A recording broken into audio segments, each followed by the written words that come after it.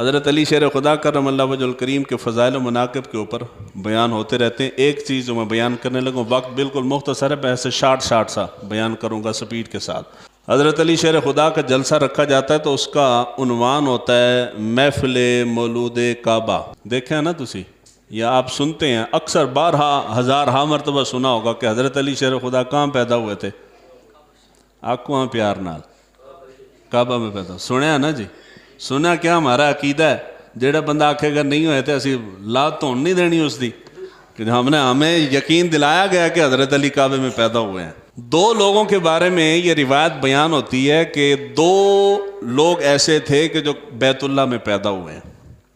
ایک حضرت علی شیر خدا کے بارے میں ہے، اور ایک صحابی رسول تھے حضرت حکیم بن حزام، ان کے بارے میں آتا ہے کہ وہ بھی بیت اللہ میں پیدا ہوئے تھے۔ جن کا یہ عقیدہ اور ماننا ہے کہ حضرت علی شیر خدا رضی اللہ تعالیٰ عنہ بیت اللہ میں پیدا ہوئے تھے، وہ دو دلیلیں دیتے ہیں۔ سب سے پہلی دلیل مستدرک امام حاکم کی کتاب ہے المستدرک، اس کے اندر روایت ہے، امام حاکم نے بیان کیا ہے۔ امام حاکم فرماتے ہیں کہ حضرت فاطمہ بنت اسد نے حضرت علی شیر خدا کو بیت اللہ کے اندر جنم دیا، اور یہ روایت جو ہے یہ تواتر سے ثابت ہے، تواتر سے ثابت ہے۔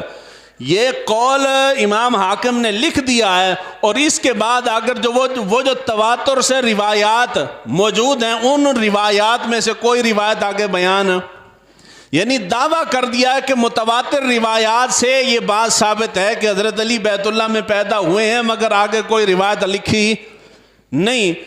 امام حاکم کے اسی قول کو لے کے یار لوگوں نے ناچ کے گھنگرو توڑ دیے ہیں، نہیں جی حضرت علی بیت اللہ میں پیدا ہوئے ہیں، حالانکہ یہ روایت درست، آنکھوں پیار نہ، روایت درست نہیں۔ حضرت علی شیر خدا کرم اللہ وجہ الکریم کے متعلق کوئی ایسی روایت موجود نہیں جس سے یہ ثابت ہو کہ حضرت علی شیر خدا بیت اللہ میں پیدا ہوئے تھے۔ اس کے اوپر یہ جو روایت امام حاکم نے بیان کی، اس کے بارے میں امام سخاوی کا قول ہے فتح المغیث کے اندر، آپ فرماتے ہیں امام حاکم نے غفلت کی وجہ سے کئی موضوع روایات کو، یعنی من گڑت روایات کو امام حاکم نے صحیح قرار دیا ہے اپنی کتاب کے اندر۔ کیوں قرار دیا ہے؟ غفلت کی وجہ سے۔ کیوں قرار دیا ہے؟ غفلت کی وجہ سے۔ اور غفلت کیوں تھی؟ غفلت اس لیے تھی کہ امام حاکم نے مستدرک جب لکھی ہے تو ان کی عمر کا آخری حصہ تھا، کتاب مکمل لکھ لی، لکھنے کے بعد لکھنے والا رائٹر جو ہے، مصنف جو ہے، وہ اس کے اوپر نظر ثانی کرتا ہے، دیکھتا ہے کہ کون کون سی بات ٹھیک ہے، کون سی غلط ہے، تو پھر وہ اس کی اصلاح کرتا ہے۔ امام حاکم نے عمر کے آخری حصے میں اس کتاب کو لکھا ہے، لکھنے کے بعد اس کے اوپر نظر ثانی کرنے کا ان کو ٹائم نہیں ملا، اور وہ فوت ہو گئے تھے۔ کیا ہو گئے سن؟ فوت ہو گئے تھے۔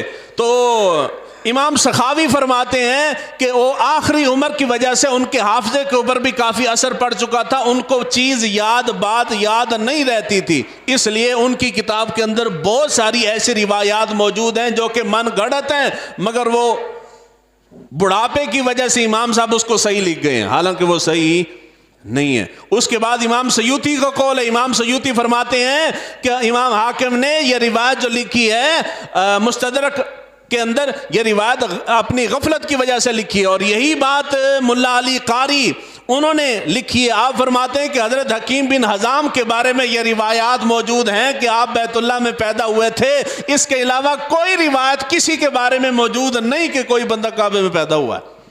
دوسری دلیل حضرت حلیمہ سعدیہ، ان کے بارے میں جن کا عقیدہ ہے کہ حضرت علی واقعی بیت اللہ میں پیدا ہوئے تھے، وہ دلیل کے طور پہ دوسرا روایت بیان کرتے ہیں کہ حضرت حلیمہ سعدیہ اور حجاج بن یوسف ان کے درمیان مکالمہ ہوا تھا، اس کے اندر حضرت علی کے فضائل بیان کرتے ہوئے حضرت حلیمہ سعدیہ انہوں نے کہا کہ حضرت علی شیر خدا بیت اللہ میں پیدا ہوئے۔ یہ طویل واقعہ، ٹائم نہیں ہے، طویل واقعہ انہوں نے بیان کیا۔ تو جو کہتے ہیں کہ حضرت علی بیت اللہ میں پیدا ہوئے تھے، حضرت حلیمہ سعدی اور حجاج بن یوسف کا واقعہ قصہ وہ لازمی سناتے ہیں، اہل سنت والے بھی سناتے ہیں، حالانکہ سچ کی ہے۔ سچ یہ ہے، مورخین کا ابن ہشام وغیرہ اور کثیر مورخین نے اس بات کو لکھا ہے کہ حضور صلی اللہ علیہ وآلہ وسلم کے وصال مبارک سے بھی پہلے حلیمہ سعدیہ فوت ہو گئی تھی، حجاج بن یوسف کا زمانہ تو کئی سال بعد آتا ہے. اس پہ مورخین کا اتفاق ہے. جس وقت جس بندے کو جس کے ساتھ ملایا جا رہا ہے حضرت حلیمہ سعدیہ اس وقت تھی ہی نہیں. حجاج بن یوسف کے ساتھ مکالمہ کہاں سے ہوا؟ دو بیان مگر دونوں کے پاؤں سر پاؤں کوئی نہیں. ہمارے ہاں اہل سنت کے ہاں جو امہات الکتب شمار ہوتی ہے سب سے بڑی کتاب کون سی ہے جی؟ بخاری شریف. اتنا تو علم رکھا کرو نا. کیڑی جی؟ بخاری. اجی سنی شان علی نہیں بیان کرتے, کتابوں میں نہیں لکھتے. بخاری شریف کے اندر امام بخاری نے حضرت علی شیر خدا کے فضائل کے اوپر پورا باب قائم کیا ہے. امام مسلم شریف کے اندر امام مسلم نے فضائل علی کے اوپر پورا باب رقم کیا ہے, اور اتنی احادیث مبارکیں بندہ پڑھ کے حیران رہ جاتا ہے. اس کے علاوہ امام سیوطی نے تاریخ الخلفاء کے اندر 22 صفحات پہ حضرت علی شیر خدا کا تذکرہ لکھا ہے, مگر مولود کعبہ والی روایت بیان نہیں کی. امام ذہبی نے اپنی تاریخ اسلام کے اندر 32 صفحات پہ حضرت علی شیر خدا کے ولادت سے لے کے وصال مبارک تک سارا ذکر کیا ہے, مگر کعبے والی روایت بیان. امام علامہ ابن عبد البر انہوں نے الاستیاب کے اندر 40 صفحات پہ حضرت علی شیر خدا کے فضائل بیان کیے, مگر کعبے والی روایت انہوں نے بیان نہیں کی. اس کے بعد امام ابن اسیر نے اسد الغابہ میں, امام ابو نعیم الاصفہانی نے معرفت الصحابہ میں, امام مزی نے تہذیب الکمال میں, امام مسلم اور امام بخاری نے بخاری اور مسلم میں, سب نے فضائل مناقب و اہل بیت اور فضائل علی کے اوپر ابواب قائم کیے ہیں, مگر کعبے والی روایت کسی نے بیان.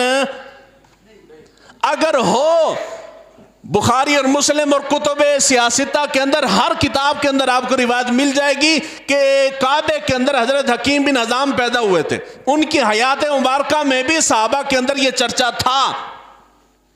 تو اگر حضرت علی پیدا ہوئے تھے تو صحابہ میں چرچا کیوں نہیں تھا؟